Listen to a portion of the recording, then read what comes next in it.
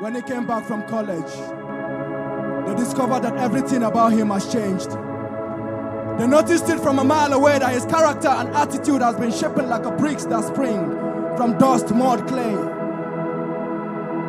She thought he was trying to isolate himself, but neither did she understand that he had received something that made him distinguished from the rest. She came close, looked into his eyes, and couldn't recognize her son because he doesn't even look like himself. She was curious. She became eager to know the reason behind his silence. She persuaded him to speak. His face was buried beneath the ground. His lips were shaking like a man whose life was at the verge of death, but he finally spoke anyway, and he said, "Pardon my manners, ma, I did not crave your indulgence. Before I embark on this journey, I have finally been initiated." She could not contain the words she heard.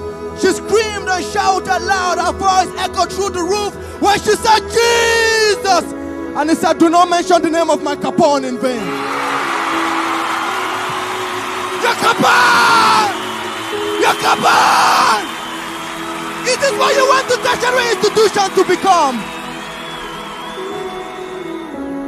But he further explained, you know, when you are newly admitted into college, you can easily be intimidated. So I decided to get fortified. That evening, when I was in the hostel where I reside, some men approached me with a constitution from their kingdom. The word they spoke persuaded me, so I decided to honor their invitation. That evening, when I got to the province, the man who represented the Capone spoke words. Words so powerful that it swept me off my feet. I fell for LOVE. I decided to get initiated when I blend in. I took the oath.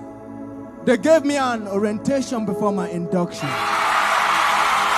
I was buried beneath H2O and I rose. Buried beneath H2O and I rose. When I rose, I started speaking the language of the gods. I started speaking coded language that was meant for the initiated. I spoke in tongues.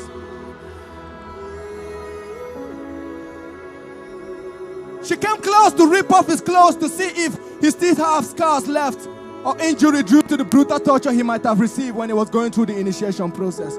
He said, "Hold on, ma.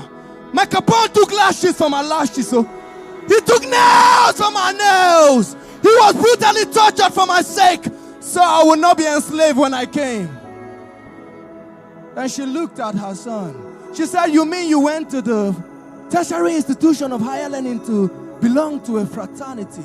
He said, "Yes, the fraternity of divinity." Because what this world offers is